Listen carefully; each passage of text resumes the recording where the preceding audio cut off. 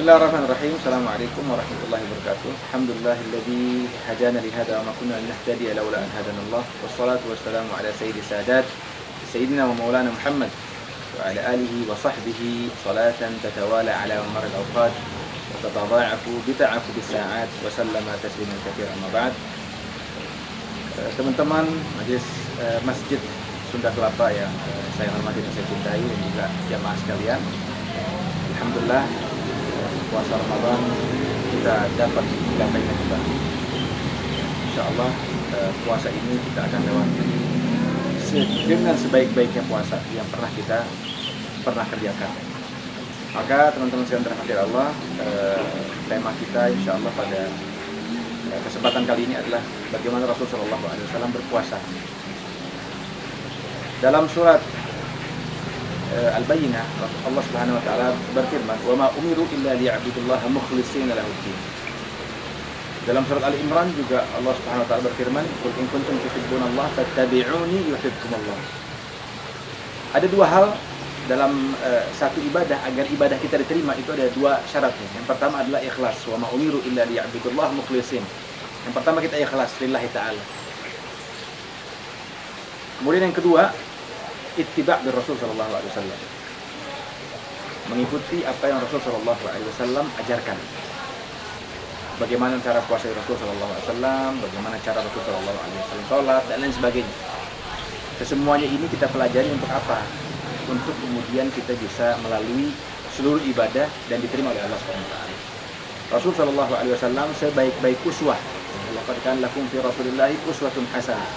Dalam surat Al-Ahzab ayat 21 Allah menyebutkan bahwasanya Rasul sallallahu alaihi wasallam adalah sebaik-baik suri tauladan.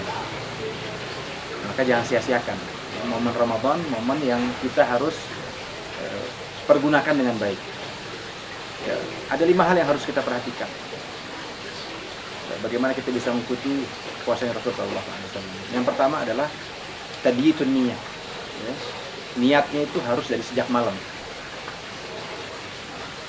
Jadi kalau ada zaman sekarang baca doa puasa atau baca niat puasa berbarengan, itu untuk apa? Supaya tidak lupa untuk kita berniat puasa. Karena tabyitun niyah itu diperlukan dan diwajibkan untuk apa? Untuk puasa Ramadan. Lain halnya dengan puasa sunnah. Puasa sunnah itu tanpa tabyitun niyah, tanpa niat dari sejak malam itu nggak ada masalah.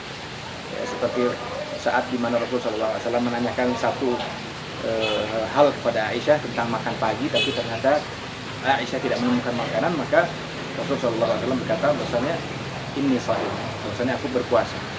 Padahal sudah jam lewat daripada jam 8 pagi pada saat itu. Artinya bisa kita bandingkan bahwasanya tabyitun niyah dalam puasa Ramadan ini penting sekali. Nah, itu yang pertama. Kemudian yang kedua, mengakhirkan sahur. Ya, sampai mendekati waktu imsak. Dan ini penting, kenapa? Karena kekuatan kita ya sampai di akhir sahur itu diperlukan di tubuh kita untuk 12 sampai 13 jam ke depan ketika kita sedang berpuasa. Jadi semua itu ada hikmahnya. Ya, mengakhirkan sahur. Ini penting sekali. Dan di masa-masa akhir sahur seperti itu sambil membaca istighfar. Ya.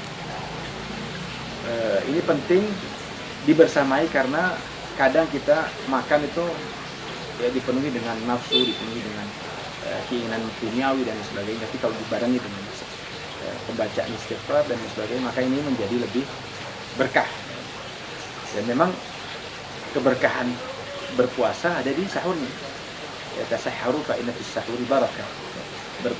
Bersahurlah kalian karena di dalam sahur tersebut ada keberkahan. Nah, kemudian yang ketiga, menyegerakan berbuka. Jadi jangan nunggu jam 7 ya sampai sampai langit dalam keadaan gelap sekali baru kita berbuka puasa. Justru ketika sudah masuk waktu maghrib, ya, maka kita diperbolehkan. Itu adalah tanda bahwasanya kita diperbolehkan untuk berbuka puasa. Jadi jangan menunggu kemudian nanti ya. Nah, kalau misalnya mau berdoa bagaimana? Berdoa dari sebelumnya. Jadi dari sebelum waktu berbuka kita baca Allahumma innaka 'afuwun tuhibbul 'afwa fa'fu 'anna. Allahumma innaka 'afuwun tuhibbul 'afwa fa'fu 'anna. Karena ini adalah doa yang kemudian disunahkan oleh Rasulullah SAW ketika Sayyidatina Aisyah berkata, apa doa yang harus aku panjatkan?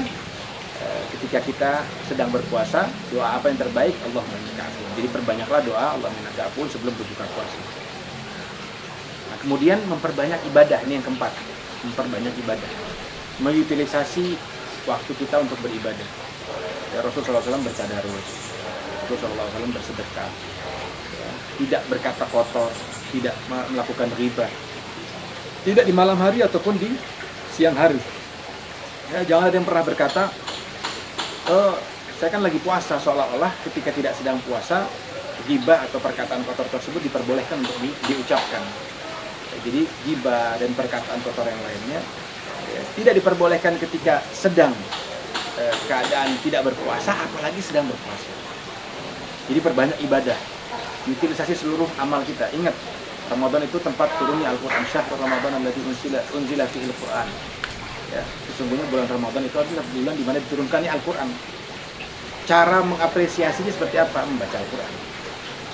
Ya, buat program bahwasanya kita akan menghafal Al-Quran berapa kali setiap harinya atau setiap minggunya misalnya. Kalau setiap hari mungkin terlihat tidak mungkin ya, karena kesibukan dan sebagainya.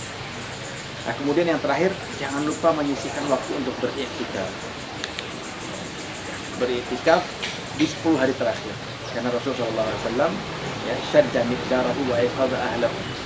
Ya, di 10 hari terakhir Rasulullah SAW mengikat sarungnya, artinya bersungguh-sungguh dalam beribadah, kemudian membangunkan keluarganya untuk kemudian bisa mempergunakan malam-malam hari di bulan suci Ramadan.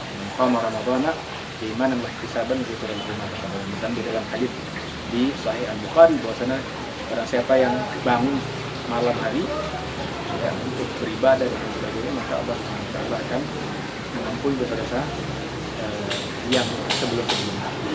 Ya, tadi mungkin 5 hal ya, teman-teman sekalian dan jamaah sekalian dengan Allah yang bisa kita lakukan bagaimana puasa kita itu bisa mirip dengan puasa kita. Baiklah, mudah-mudahan apa yang saya sampaikan pada kesempatan kali ini bermanfaat, dan jangan lupa untuk subscribe YouTube Masjid Agung Sunda Kelapa atau Rizka ya, untuk kemudian bisa kita manfaatkan yang sebaik-baiknya. Wallahul muwaffiq ila aqwamit thoriq. Wassalamualaikum warahmatullahi wabarakatuh.